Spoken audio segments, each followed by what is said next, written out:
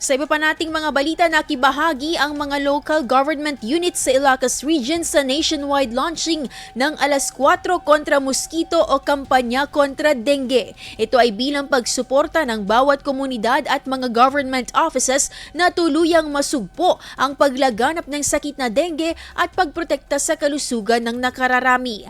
Panghihikayat rin ito sa mga LGU na patuloy na magsagawa ng mga aktibidad na pipigil sa pagdami ng lamok na nagdadala ng dengue at maging sirain ang maaaring pamugaran ng mga ito sa oras ng alas 4 ng hapon. Patuloy naman ang pagbibigay paalala ng Department of Health Ilocos Region na ugaliing maglinis ng kapaligiran upang maiwasan ang mga maaaring pamahayan ng lamok na nagdadala ng dengue. Pagtutulungan rin umano sa loob ng komunidad ang isa sa maaaring makatulong upang masugpo ito.